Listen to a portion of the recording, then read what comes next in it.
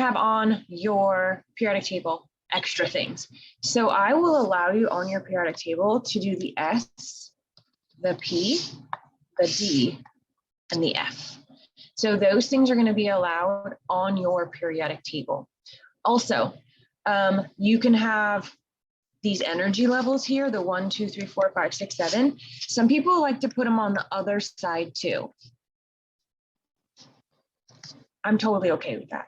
I'm also okay with you putting 3D, 4D on here, or some people like just to put an arrow saying this starts with 3, because remember D starts with 3, and then F starts with 4, so I'm okay with you doing this also. And I don't know why my video keeps turning off, but it just keeps randomly turning off all on its own. I love my computer.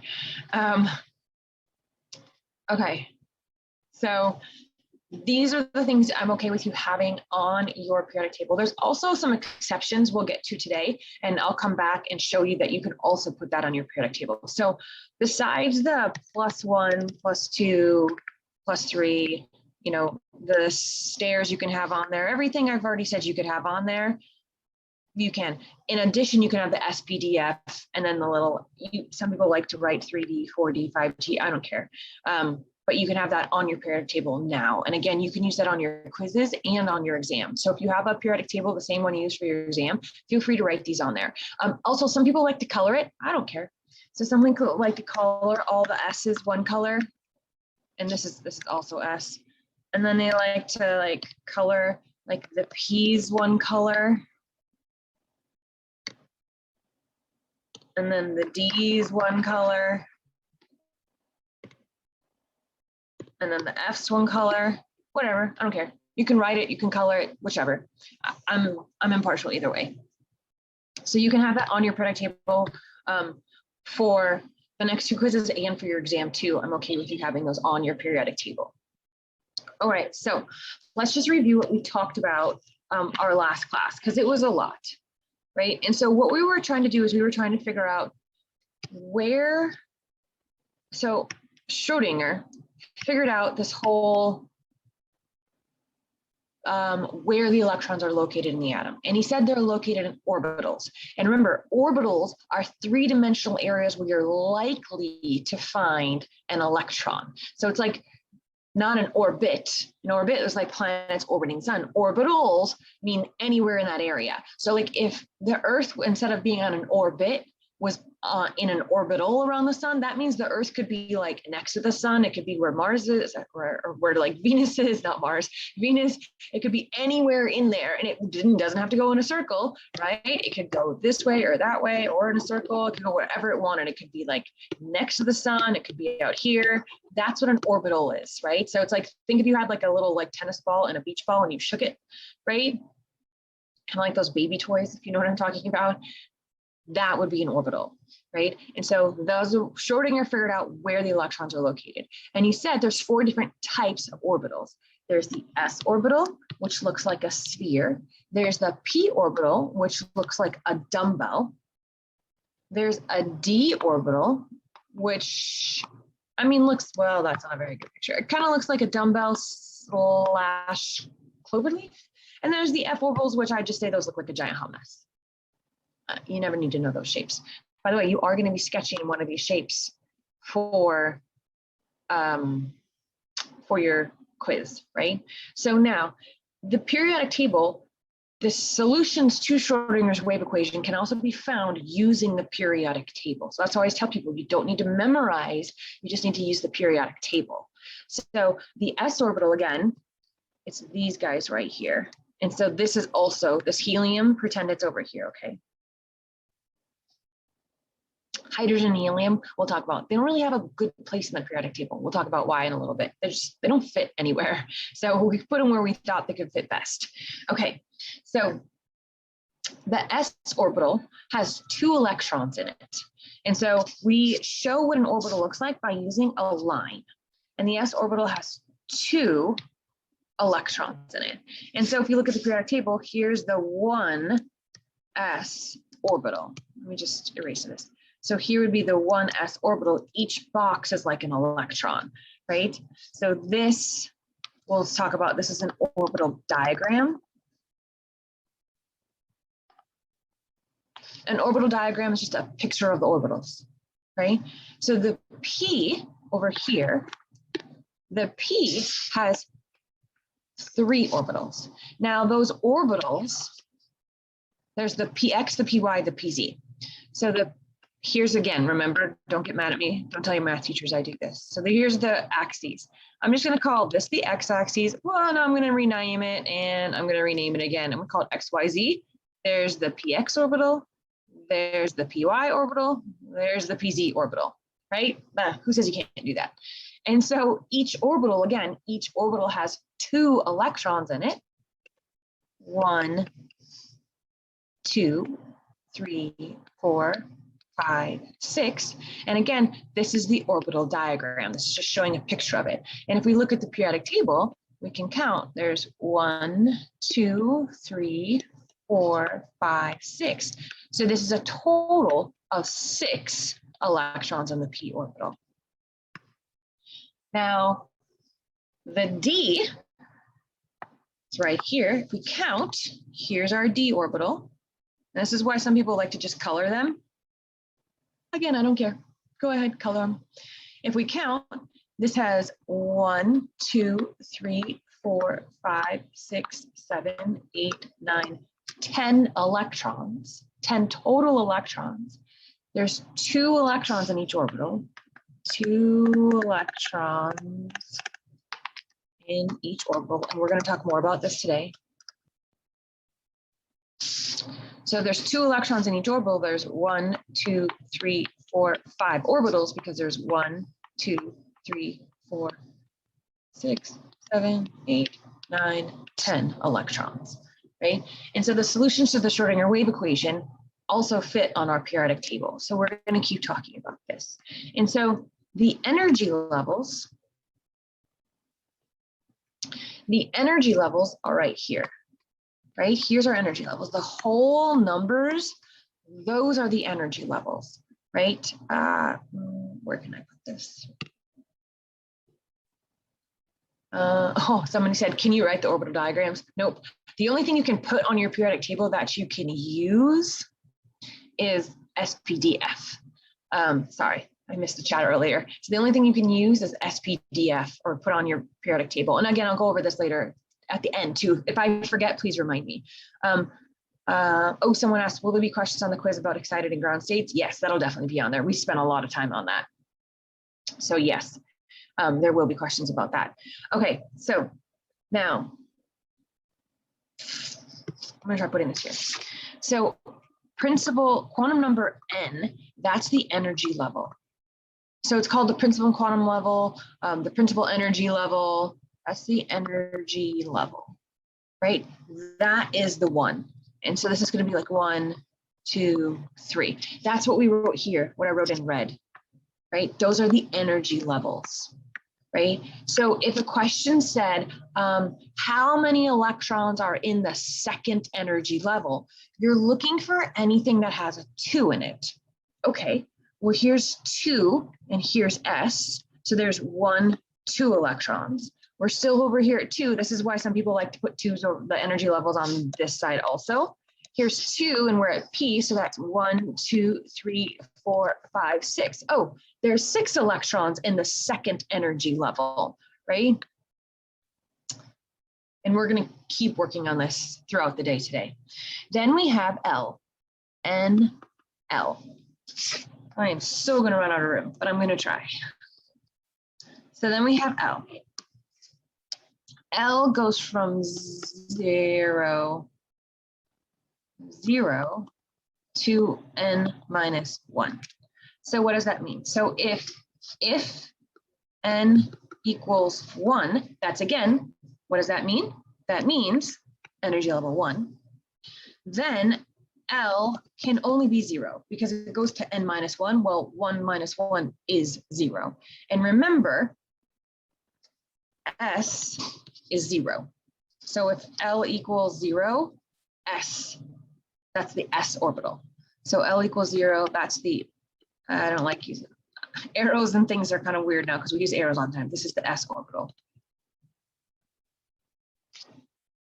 Okay, so what if n equals, let's see right here, what if n equals 2? Well, that means that L could be either 0 or it could be 1. Okay, so n equals 2, again, that's the energy level. This is the energy level. N equals 2. So if L equals 0, this is an s orbital. Well, there it is. There's 0. If L equals 1, remember that's the p orbitals. So this is L equals 1 here. We'll actually put this L equals 0, so you know it's not a sphere.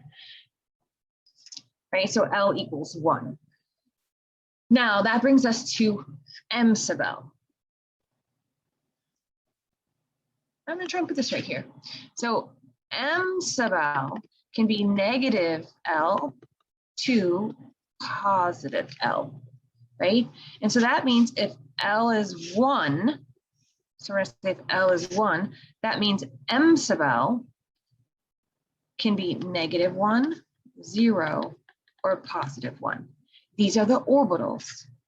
That's your px, that's the py, that's the pz, right? So the m sub L is the number of orbitals. So that's our px, py, pz, right? So this is like m sub L equals negative 1, which is px. M sub L equals 0, py. M sub L plus 1, pz. And here it is, px, py, pz. Okay, so again, the solutions are on the periodic table. So that's pretty much what we did last time. And then we're going to talk about m sub s in a little bit later. Okay, so these are the solutions to the Schrodinger wave equation. And Schrodinger also found out that the periodic table was arranged from low energy to high energy. So we talked about what this looks like in hydrogen. So in hydrogen, so here's a low energy, here's high energy. So in hydrogen, you have your 1s, and then you have your 2s, and then you have the 3 2p's, and then you have the 3s, and then you have the 3p's, right? That's hydrogen. They're all the same. Anything that's a 3 is the same energy in hydrogen. But what Schrodinger noticed and said was that in atoms with more than one electron, which means every single atom except for hydrogen, that's not true. They're not the same energies. And so the sublevels, S, P, D, F, in each principal energy level, remember N equals 1, 2, 3, of hydrogen all have the same level, same energy, what I just showed you. And we call that degenerate, so we talked about that. But for every other element on the periodic table, helium and beyond, the energies of the sublevels are split, meaning they're not the same. Now, what splits these energy levels? Why are they not the same? And again, remember, the whole goal here is we're trying to figure out where are the electrons located in the atom. And from that, what we're going to be able to do is figure out, why do atoms and ions act the way they do? Why is water a liquid, right? That's kind of like where we're going to be going with this. So the sublevels split their energy. And so it turns out that S's have less energy than P's, then less energy than D's, and less energy than F's, right? And there's our L's, L equals 0, L equals 1, L equals 2, L equals 3, right? You've got to remember this. So why is that? It has to do with charge interaction, shielding, and penetration. So we're going to talk about those. Okay, so first let's talk about charge interaction. This is Coulomb's law. You don't have to do any math with this. No worry, no math needed here. I just want to tell you what Coulomb's law is and how it works. And honestly, you already know this. You just don't notice Coulomb's law. So Coulomb's law just describes the attractions and repulsions between charged particles. So have you ever heard opposites attract? Like charges repel? That's Coulomb's law. Have you ever had a magnet and like you have like a pot, like you put one end to the other and they go together? Those would be like opposites attract. But have you ever tried to put two ends together and you put them together and you're like, and they like actually repel each other? That's like charges repel. So you've probably already experienced this. It's actually called Coulomb's law. And so what it says is that the potential energy is positive for like charges. And we don't like to talk positive potential energy. And the further it gets apart, the happier it is. So pretty much that just means like charges repel. For opposite charges, the potential energy is negative. We like negative potential energy. And it gets more negative the closer they get. So what does that mean? Opposite charges attract. And the strength of the interaction increases as the size of the charge increases. So if you have a big magnet and you put it next to another big magnet, they attract way more than if you had a small magnet attracted to a small magnet, right? So Coulomb's law basically says opposite charges attract, like charges repel. That's Coulomb's law. Now, what does that mean for us? So if you have a nucleus and you've got an electron out here, this nucleus is positive, this electron is negative. This means they are attracted to each other, right? They are attracted to each other. So if you have an electron so our positive nucleus, here's our electron. What if you have an electron way out here, right? Well, this nucleus is positive, but this is much further, right? So they're not going to have the same attraction, right? And this is an electron which is negatively charged, and this is an electron which is negatively charged. So these two are going to be repelling each other, right? So there's this fight between the electrons repelling each other, because these two electrons are like, get away, I don't like you, negatively charged. But this nucleus is like, I love you, please come closer, right? So this is this interaction and this fighting between who wins, the electrons repelling each other or the nucleus attracting, right? And so that's what we're going to talk about now and for a while. So that brings us to shielding and effective nuclear charge. So each electron in a multi-electron atom, so anybody but hydrogen, experiences both the attraction to the nucleus, right? That's Coulomb's law, they're attracted, like opposite charges attract, and repulsion by the other electrons. And so these repulsions cause the electrons to have a net reduced attraction to the nucleus, meaning it's shielded from the nucleus. Okay, so, and I'll talk more about shielding in a second. The total amount of traction that the electron feels for the nucleus, this is called the effective nuclear charge. So the total amount of traction, we call it the effective nuclear charge. Okay, so let's talk more about shielding. So when we talk about shielding, oops, my computer's going a little crazy. So again, any electron but hydrogen does this. And the electrons, again, are attracted and repulsed, attracted to the nucleus, but repulsed by other electrons. And these outer electrons are, again, shielded or screened, which means that the outer electrons don't experience the full charge of the nucleus. Okay, so here's my example for shielding. So have you ever been to a concert, right? And you're in like the back, like you got the cheap seats, chilling out, maybe you went to 5 Point, but you got the $20 seats, right? All the way in the back, right? And you can see the stage, right? You can see the stage. Try to make it some tea really fast. You can see the stage, but the stage is pretty far away, right? And, or if you've been to a sporting event, but you're really far away, like if you got a chance to go to like a Laker game or something of that sort, of a hockey game or whatever, or even a baseball game, but you're in the very, very back. You can see the game, you can see the concert, but you're very distracted by what's going on around you, right? So you're like, oh, what's that guy eating? Ooh, where'd he get that? And you're like, oh, look at that girl's hair. Oh, I like that outfit, right? Totally distracted because the people between you and the stage or you and the sporting event are getting in the way. They are distracting you. They are shielding you from that event. Same thing with electrons are on the outer part of an atom. The other electrons are shielding it from the nucleus. So it's like, I know the nucleus is there, I can see it, but I can't feel the full effect of the nucleus. Now, have you ever been to a concert or a sporting event and you're like in the front few rows, right? You were like there, right? You're like, there's nothing distracting you from that event or that concert, right? Same thing with electrons that are really close to the nucleus. They are like completely engaged. Nothing is distracting them. So this is what shielding is. The further the electrons are away from the nucleus, the more the other electrons are blocking its path or blocking its view of the nucleus. And again, the shielding causes the outer electrons not to experience the full strength of the nuclear charge. And so this, by the way, this one got moved from like almost the end. I'm not sure how it got put in the wrong place in your notes, but this is effective nuclear charge. So effective nuclear charge is just the charge that the electron actually feels towards the nucleus. So Z is what we call the nuclear charge. S is the number of electrons in the lower energy level. So S is like the electrons that are blocking it.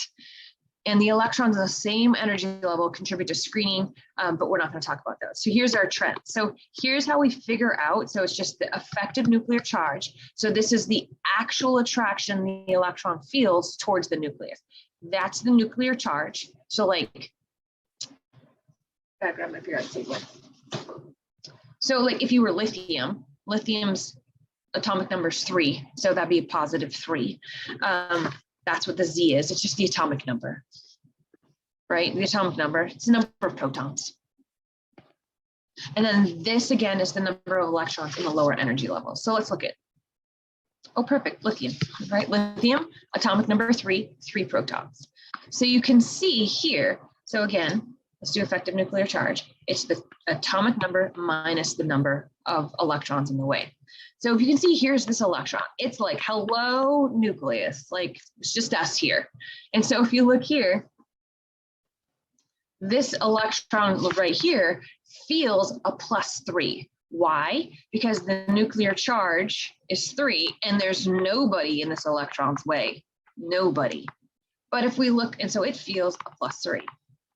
But if we look at this electron out here, so this electron, you can see here's one electron in the way, here's the other electron, right? So these are both in the way here in this orbital, right? But they're blocking this electron from feeling the full power of the nucleus, right? And so the charge of the nucleus is +3, but there are 2 electrons in the way. So this guy only feels a +1. Right? So it doesn't feel that same interaction, right? So that's what effective nuclear charge, and that's what screening or shielding is. So it's the electrons blocking the way. Okay. Now the next thing, and you're going to see why these are important in just a second. The next thing is called penetration. And so the closer the electron gets to the nucleus, the more attraction it experiences. So this one's a little tricky. So I'm just going to talk about it just right here, and then we're going to go over it. So this electron over here, right, it only experiences a +1. But what if this sneaky little electron could go, ha, and get right here every once in a while, right? What if it could get out of its orbital, right? Because they're only in their orbital 90% of the time, right? So 10% of the time, they're wandering around somewhere else. But what if this electron could sneak over here? Well, then it gets to feel the whole +3. That's what penetration is. So it kind of sneaks through the other orbitals and gets closer to the nucleus. And remember, opposites attract. So when this little sneaky electron gets closer to the nucleus, right, it's negatively charged. And so it feels a greater attraction to the nucleus. And a greater attraction means lower energy, right? They always want to have a lower energy. And so that's penetration. So we're going to talk about that. So the better an outer electron is at penetrating through the electron cloud of the interaction of the other electron. So it's like sneaking into where it's not supposed to be, the more attraction it has to the nucleus. Now, how much it actually penetrates through other electron clouds is related to the radial distribution, and we're going to look at that. We actually looked at it a little bit, but not like a ton. We'll look at it more, but particularly it's the distance from the nucleus, and we're going to talk more about it. Okay, so here's the picture I tried to draw for you a second ago. So here's this guy, right? He only feels +1 charge because these guys are blocking it. But what if he could sneak in, right? What if he could be like, I'm going through the cloud. I'm coming towards the nucleus. And then he gets to experience the +3 charge. So when that happens, this electron ends up with a lower potential energy, right? Which means, so again, potential energy, we like it to be low. All electrons like low energy. Remember, they're couch potatoes watching Netflix, eating chips. That's what they want to do, right? So the lower energy, the happier they are. And so remember, opposites attract. So the closer a negative is to a positive, the lower the energy is. So this electron is very happy here, right? And it's not so happy here. It would much rather be closer to have a lower energy. And that's going to become really important in just a minute. Okay, so here's the radial distribution function I was showing you. And we looked at it a little bit, but we're going to talk about it in more. So again, just go back here. The better an electron is at penetrating through other electrons' clouds, the lower the energy it is, the better it is at penetrating. So how do we know, like, who's better at this? Who's better at escaping their orbitals and impinging on other people's clouds? Well, this is what this picture is showing. So the radial distribution function, that's this. And the orbitals, I colored them for you. There's the 1s, there's the 2s, here's the 2p, here's the 2s. And so you can see, I colored the 1s yellow here. And so the 1s is the one that's closest to the nucleus. And so every time, so here's the 2p, I have it in green. I'm going to try a different color since I colored one of these red. Let's just do black. So you can see here's the 2p orbital, and here, right here, this is the 2p orbital going, haha, I'm coming into your cloud, watch out, right? Here's the 2s, doing the same thing. So anytime it comes into this little yellow area, it's doing what's called penetration. And so you can see here, it is penetrating into the cloud of the 1s. And again, that just means it's closer to the nucleus, which means its energy lowers. So the radial distribution function shows that the 2s orbital penetrates more deeply into the 1s than the 2p. So if you look at the 2s, right, the 2p has this little area here, but look at the 2s is much better at it. And so the weaker penetration of the 2p means that the electrons in the 2p experience more of a repulsive force, and they're shielded from the nucleus. So what does that mean?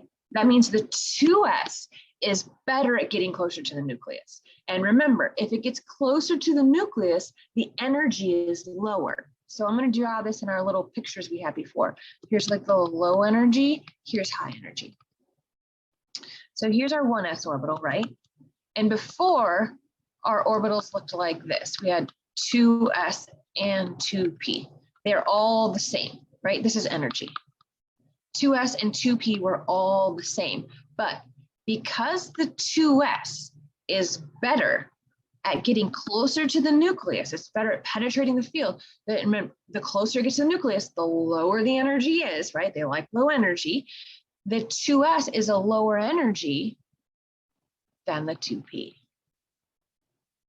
So again, here's our energy. So the 2s is lower than the 2p in energy because the 2s is better at escaping the orbital and getting closer to the nucleus. Close to the nucleus, lower energy, right? Because opposite charges attract. So the deeper penetration of the 2s means the electrons of the 2s experience a greater attractive force to the nucleus, and they're not as shielded, right? And so what are the effects of this? So penetration causes the energies of the sublevels in the same principal energy level, that's the N, to not be degenerate. Remember, degenerate means the same. So they're not the same. The fourth and fifth energy levels, so this is like N equals 4, N equals 5. The levels and the effect of the penetration is so important that the S actually gets lower than the D, and we'll look at that in a second. So the energy separations of the orbitals actually become closer and closer beyond the 4s. And it changes, because of this shielding and penetration, it actually changes some electron configurations, which we're going to look at, and we call these the exceptions to the rule. And we're only going to look at some of the exceptions. Okay, so let's put all this Coulomb's law, shielding and penetration all together. It ends up like this. So again, here's our low energy, here's our high energy. right?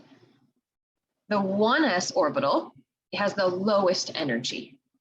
The 2s has the next. The reason, again, these aren't the same, so the reason the 2p isn't right here, oops, there's 3 of them, is because the 2s is better at penetrating towards the nucleus. So it has a lower energy, right? Because opposites attract. Closer it is to the nucleus, the lower the energy is. The 2p, not so good. So its energy is higher. And so we're seeing that the energy level is split. So instead of the energy level looking like this, it looks like this. It's split. And that keeps happening. Our 3s is lower than our 3p is lower than our 3d. Our 4s, then our 4p, then our 4d, then our 4f. And then you can keep going with 5.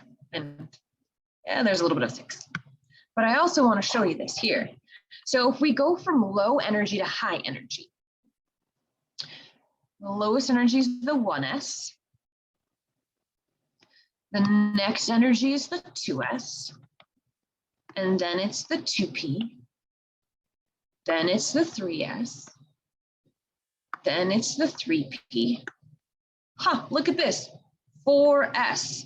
Yep, if you look, 4s is lower than 3d. So then it goes 4s, then it goes 3d, and so on and so on. And so we can actually read our energy levels and we can write it from low energy to high. And that's going to become very important. Okay, let me just erase this so you can see all this. So because of penetration, the sublevels within an energy level are not the same. They are not degenerate. The penetration of the 4th and higher energy levels is so strong that the S sublevel is actually lower in energy than the D.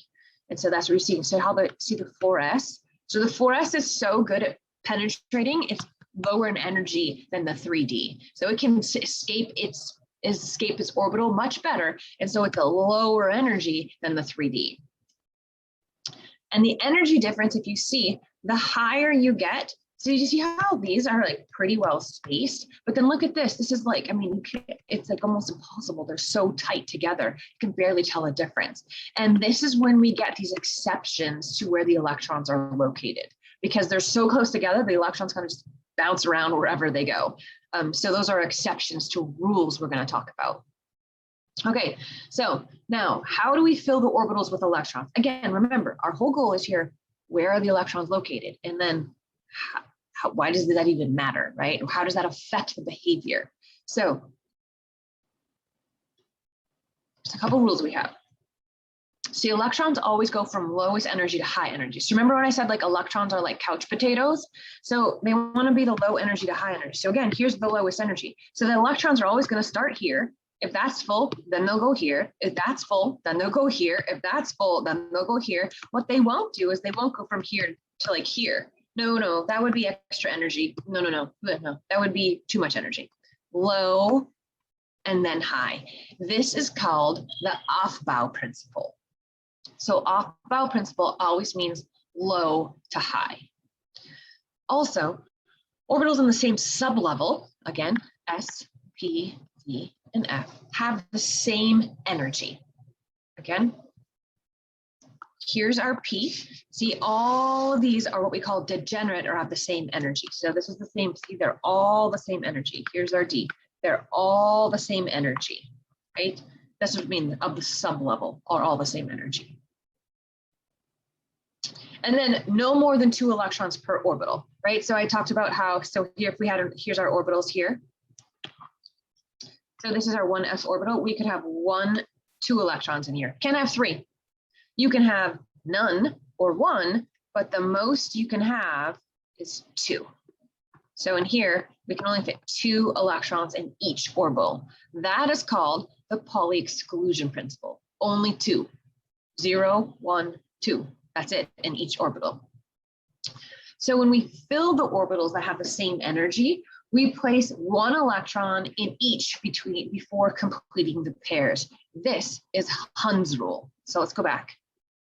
So Hund's rule So remember how I talked about electrons, and I can say they're like lazy, they're couch potatoes. They want to like sit on the couch, watch Netflix all the time.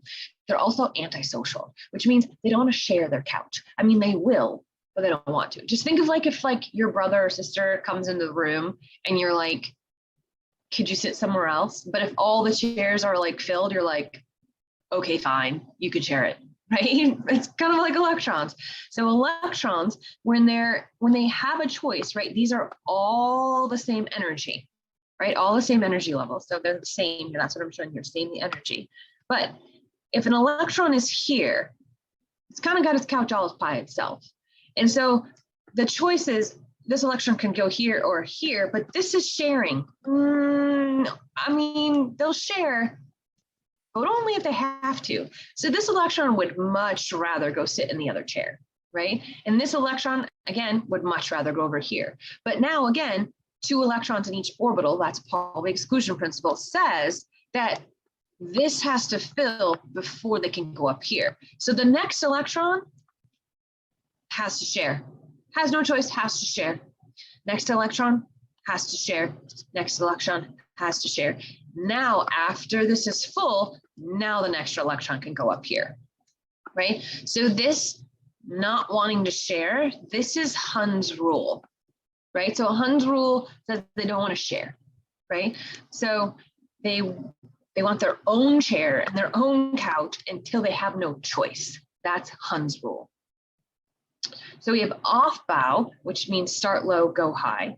Pauli exclusion principle says only 2 in each orbital. And then Hund's rule says don't share until we have to. Okay, so let's look at that and put some electrons in here. Okay, so when we're doing this, here are the orbitals arranged from low to high. Here's closest to the nucleus, right? Because closer to the nucleus, lower energy. Further from the nucleus, higher energy. Right? They like to be close to the nucleus. So here's our 1s orbital. So hydrogen has 1 electron, right? So if it has 1 electron, we put it in the 1s orbital. So we write this 1s1. So that's our N, right? That's our shape. And then that's the number of electrons, right? So let's look at our next one. Helium has 2 electrons, right? Because 2 protons, 2 electrons. Just look at the periodic table. Now helium, again, it can't go up here because Aufbau says you gotta fill this one first before you go up. So this one goes right here. And then we have 2 electrons in the 1s orbital, right? This is our 1s orbital and there are 2 electrons. So we say this 1s2. Lithium has 3 electrons. So here's our next highest energy. And so lithium's going to go there. So now if I asked you like, where are the electrons located in lithium? You would say, oh, 1s2, 2s1, meaning there's 2 electrons in the 1s and 1 electron in the 2s. That's where the electrons are located in lithium. What if I said beryllium? Again, this has to fill before we go over here because this one is lower energy. So it has to fill first. Now, if I said, where are the electrons located in beryllium? You'd go, oh, 1s2, 2s2. There's 2 in the 1s and there's 2 in the 2s. Boron, 5 electrons. Now it can go to the 2p, right? That's the next highest energy. So if I said, hey, where are the electrons in beryllium or in boron? You'd say, oh, there's 1s2, 2s2, 2p1. 2 in the 1s, 2 in the 2s, 1 in the 2p. Let's keep going. Carbon. Now again, right? Hund's rule says here or here, right? They don't want to share until they have to, right? So the electron is going to go over here, right? The most stable is the one with the greatest number of parallel spins. That's like the actual Hund's rule. I just remember it as don't share until you have to. That's Hund's rule. So carbon, 1s2, 2s2, 2p2. So what we're doing over here, this is the orbital diagram. Oops. This is called the orbital diagram. Orbital diagram. This is called the electron configuration. Electron. The orbital diagram is a diagram. It's a picture. The electron configuration is, hey, where are the electrons in the atom, right? This is what we've been trying to get to, right? So right now we're like, oh my gosh, now we know where the electrons are in the atom. And pretty soon we're gonna go, okay, so who cares? Like, why does that matter, right? So this is kind of this whole last week, this is what we're trying to get to. All right, let's do nitrogen.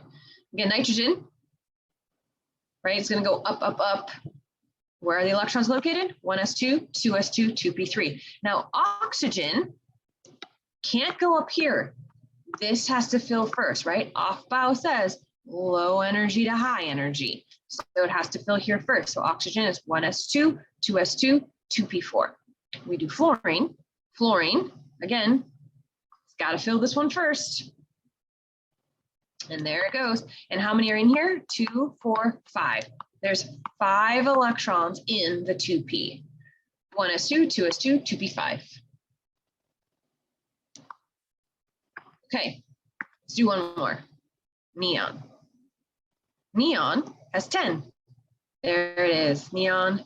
Its electron configuration, 1s2, 2s2, 2p6. Now, look at neon. Do you see how the second energy level, so the second energy level, everything with the 2, is completely filled? Neon is very happy, right? So neon is a noble gas. Noble gases are unreactive. The reason they're unreactive is because their energy levels are completely full. Because electrons, besides being lazy and antisocial, they're also totally like type A anal retentive. They want to be completely full. That makes them so happy, right? And so they'll do anything to get to that full electron configuration. They'll beg, borrow, or steal to fill this up. And we're going to talk about that more.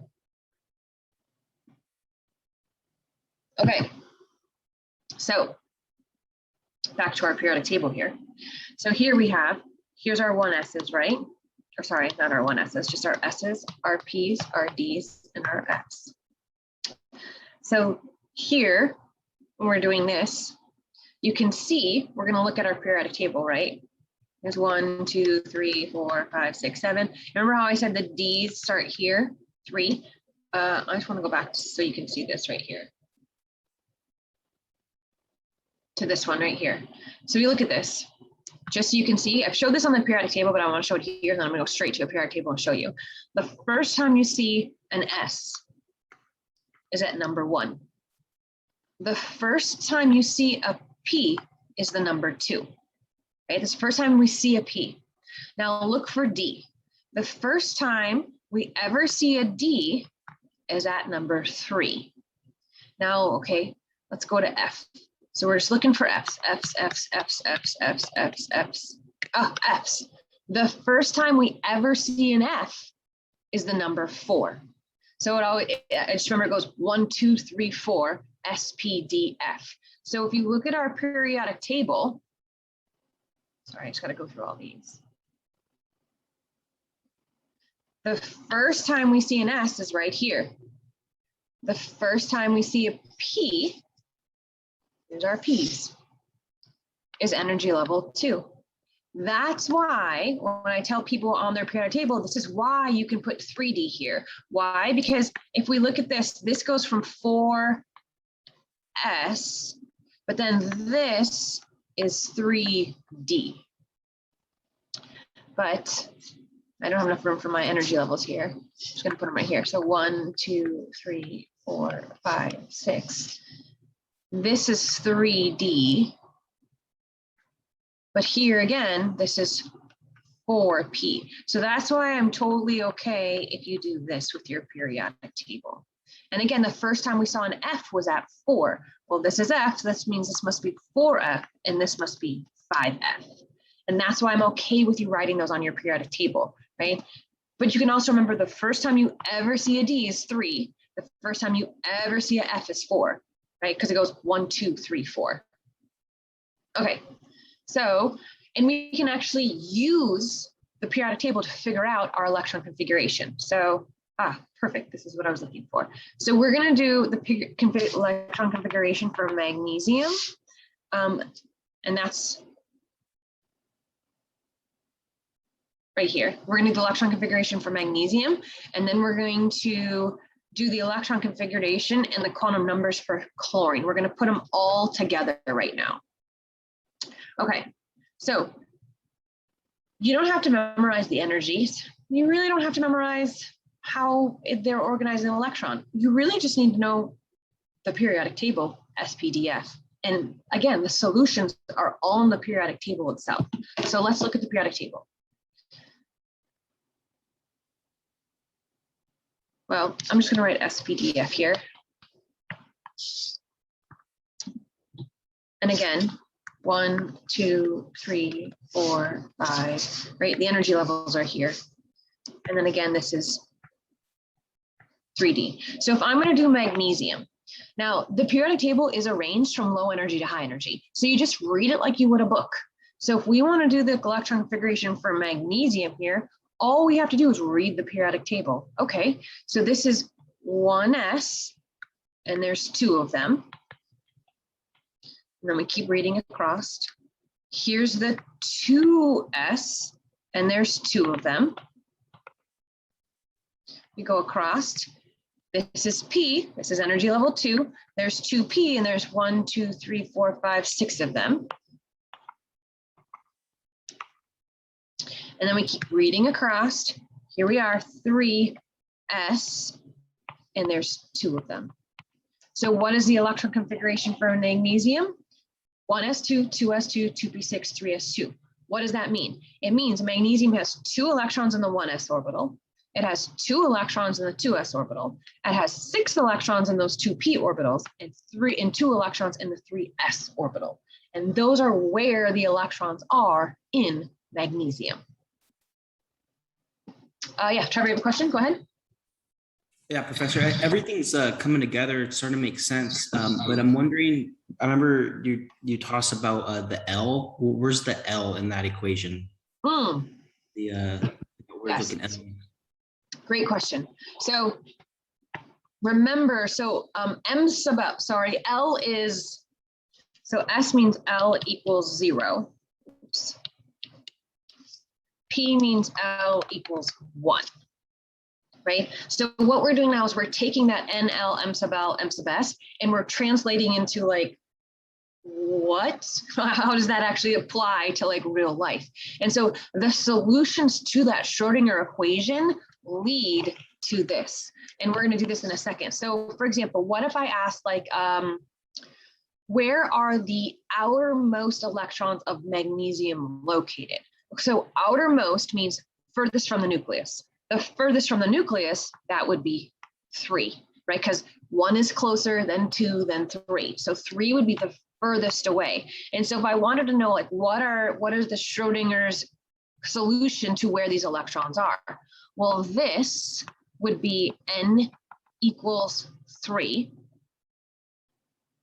S means L equals 0. Oh, okay. Right? Yeah, so the math leads to this. Does that make sense? Yes. So if we wanted to try it with, I'm gonna have to erase this. If we wanted to try it with this one right here, so like where are these? Like where are Schrodinger solutions to this? This would be N equals 2. P, we have to remember is L equals 1. This would be L equals 1. And then if you want to do M sub L, you can see it in here also because there's 6 electrons. And remember, Pauli exclusion principle says only 2 electrons in each orbital. So those are 2 electrons in each orbital. So here's M sub L equals 0. Oops, sorry. -1, 0, +1. And so that gives us P6. So this is the P sublevel, and there's 2, 4, 6 electrons in it. So it's like we took the math and then we translated it to the periodic table. So yeah, excellent question. Perfect. Thank you. You're welcome. Okay, so, and we're actually going to do more of that right now. So here's our electron configuration for magnesium. And we're going to talk about the abbreviated the abbreviated one in a second. So this next question says, what are the possible quantum numbers for the outermost electron in chlorine? Okay, so this quantum numbers, that's N, L, M sub L, and then of course there is M sub S, which we're going to talk about right now. So what are these possible numbers for the outermost electron in chlorine? Okay, well, first of all, where are the electrons in chlorine, right? We have to figure that out. I really don't want to erase all this, but it's going to take me forever to erase part of it. So I'm just going to erase all of it. Okay, so it's chlorine, S, P, D, F. Where's chlorine? So we can write the whole electron configuration. So let's just do that just so we can practice, right? Here's our energy levels. Remember, here's 3D, 4D. So 1s2. Then we go and we just keep reading across 2s2. Keep going, right? 1, 2, 3, 4. 2p, because this is 2p, and there's 6 if we counted. Read that across. 3, we're in the S, and there's 2. 3s2, keep going across. 3p, 1, 2, 3, 4, 5. 3p, 5. So that's the electron configuration for chlorine. Okay, so now if we, again, this is the electron configuration. If we want to know, just circle this. So if we want to know where's the outermost electron, so the outermost electron is 3p5. So let's again expand that. So what does this mean? Again, N is 3, L equals 0, L equals 1. P means L equals 1. Okay, but P5, so what I always do is like P5 is kind of difficult. So there's 6 electrons, right? If there's 6 electrons, Pauli exclusion says 2 electrons in each orbital. So that means there's 1, 2, 3 orbitals. And then if we fill these, it's 1, and remember, Hund's rule says it goes up, up, up, then down, down, down. So 1, 2, 3, 4, 5. That's our last electron, right? Okay, so what is that using quantum numbers? Well, remember, M sub L goes from negative L to plus L. So M sub L, this is -1, 0, +1. Now, because these are degenerate, remember degenerate means same energy. If it's in the same sublevel, see how these are all level with each other here? That means they have the same energy. So technically, I could have done up, up, up, and then gone down, and then down, right? The same energy. It doesn't matter where they go. Or I could have done down, down, down, up, or up, up. It doesn't matter, again, because they're the same energy, right? So we don't know if it's this one, or this one. It could be either of them. Because they're the same energy, it could be any of them. So using Schrodinger with our quantum numbers and our periodic table, N equals 3, L equals 1, and M sub L is one of those 3. You really, because they're equal energy, you could pick any of them and you could be correct because they're degenerate, meaning equal energy. So here's our electron configuration, right? Our last electron is the p orbital, so that's N equals 3, L equals 1, and I mean, any of these 3 again, because we got to choose. Now, if we want to do M sub S, so I talked a little bit about M sub S, but not a lot. M sub S is always, so M sub S is always +1/2 or -1/2. What does that mean in practical terms? +1/2 means the arrow goes up. -1/2 means the arrow goes down. So this is +1/2, +1/2, +1/2, -1/2, -1/2, right? So in an orbital, that's +1/2, that's -1/2. We had to figure out a way, so Schrodinger in his solutions to equation. So remember, Pauli exclusion principle says that they have to be 2 electrons and they can't be both at the same, I call it the same address. They both can't be going up or down. So +1/2 is up, -1/2 is down. So again, if we want to know this one, this last one, well, it could be going up, so it could be a +1/2, but because it's degenerate, it could certainly be going down too. So it could be -1/2. So it's either +1/2 or -1/2. You could pick either, because up just means plus, down just means minus. And so we have n equals 3, L equals 1. M sub L could be any of those because it's the last one and they're equal energy. You can pick any of those, and it could be going up or down. So you could pick any. So really, you know this one, one of those 3 and one of those 2. And so that's how the quantum numbers correspond to the periodic table. So again, what we're going to be leading to is you can see here.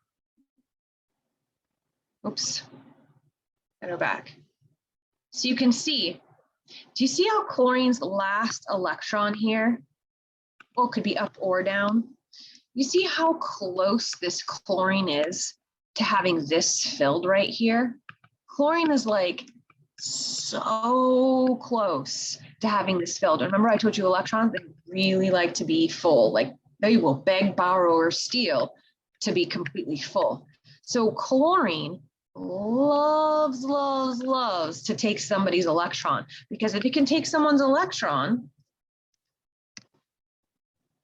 here's chlorine stealing an electron.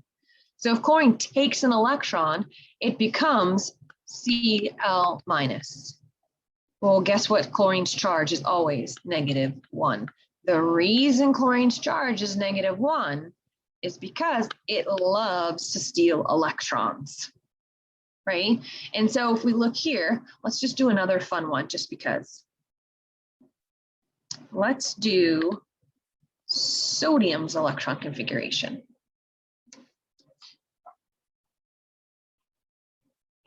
Okay, so sodium, I'm just going to do it right here, but I'm not going to be able to write too much on the periodic table. So sodium is going to be 1s2, and then we go over to 2s, 2, and then we go over to 2p, and there's 6 of them. And then we go to 3s, and there's 1. So if you look at sodium, and we look at chlorine, so here's our sodium right here. It's got 3s1. So sodium, again, would love to have its energy level full. Well, the only way sodium can get a full energy level is sodium can either, sodium can either gain 1, 2, 3, 4, 5, 6, 7 electrons, because again, it wants to fill this, it wants to have a full energy level, so it wants 8 in there. Or look at this, this one's already filled. That one has 8, right? This one here is up and down, 1, 2, 3, up, down, up, down, up, down. This one is full right here. So if sodium just like somehow could like just get rid of this, it would have a full electron configuration. So, well, if sodium could get rid of an electron, its charge would be +1. Guess what all group 1's charge is? It's all +1, because they're all like, goodbye, electron, I want to be full, right? Electrons love to be full. They don't like this halfway in between. Well, okay, interesting here. Sodium as an atom. So right here, sodium as an atom. If you put this sodium in water, it lights on fire, like legit fire. And somebody remind me so we can do this in lab. It's very fun. We just push sodium pieces in and boom, it's actually quite fun. It lights on fire. So like if you eat sodium metal, here's our electron configuration. Here's where the electrons are located in sodium, right? You die, right? That would be bad. Let's look at chlorine. Chlorine, here's the electron configuration chlorine. Here's where the electrons are, right? Located in our chlorine, right here, right? It's got 1 left over here. Chlorine gas, right? Right, we've all heard what chlorine gas, very bad, very dangerous. Breathe chlorine gas, you die, right? Chlorine as an atom, very, very dangerous, right? But once you've got your sodium and your chlorine here together, and sodium's like, you know, I really want to get rid of this electron. And chlorine's like, you know, I'd really like another electron. So sodium's like, hey, chlorine, here you go. Take my electron. And chlorine's like, okay, I'll take your electron. So chlorine becomes P6 and it becomes negative. Sodium becomes a P6 and it's negative and it becomes +1. Well, guess what happens when sodium gives chlorine its electron? We make table salt. Sodium chloride. Put it on our steak, put it on our eggs, put it on everything in the world. It doesn't kill us. I mean, maybe if you ate like gallons of it, right? Completely inactive. Why? Chlorine was very, very, very unhappy here. It was a very sad chlorine. It really wanted this extra electron.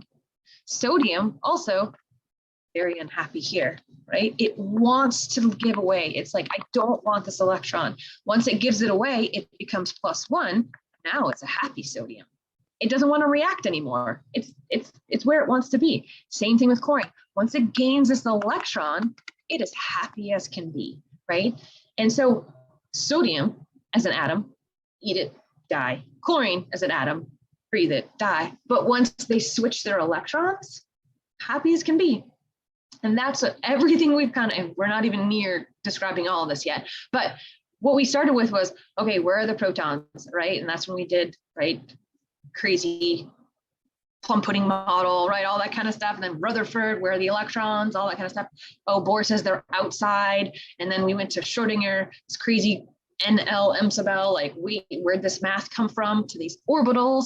And the whole goal is figuring out where are those electrons located in an atom and how does that affect us, right? Well, without this, we wouldn't have salt, right? And so that's kind of like where we're going to be going in the next few weeks, is how atoms and molecules behave. All of this is based on where the electrons are located. Okay, so let's finish with our where electrons are located, because we should practice this a little bit more. Okay, so let's do sulfur. I can't remember what's next. So let's do sulfur. So the electrons, where are the electrons in sulfur? So I'm just going to unfortunately have to erase all this again. Okay, so here's sulfur. S, P, D, F. So you pretty much just read this. So 1s, 2, 2s, 2, 2p, 6. And again, just count if you're not sure. Just count 3s, 2. And then here's our 2p. I mean, here's our 1, 2, 3p. 1, 2, 3, 4. Again, this is the electron configuration of sulfur. If we want to do the orbital diagram, which it's much easier to do with the periodic table next to me. So we want to do the orbital diagram.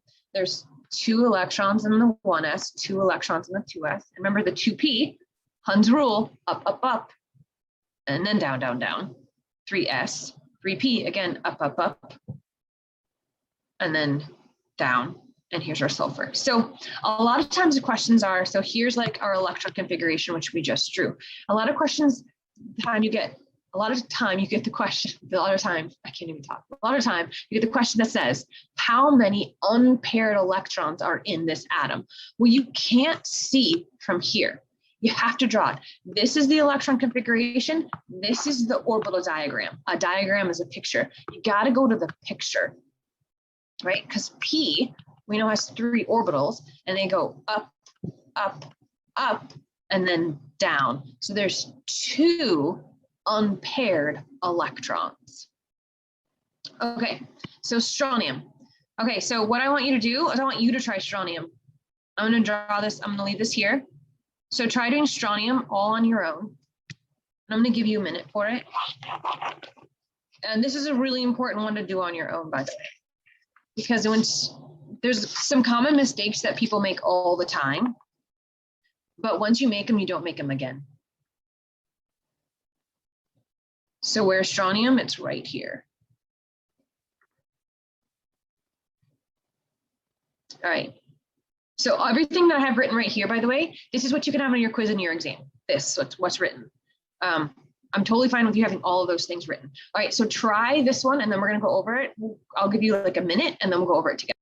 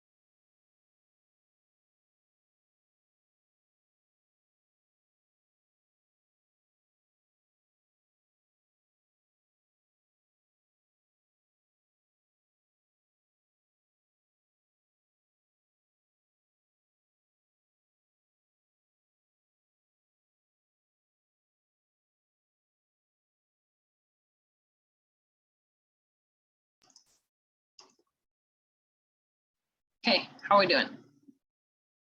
Good?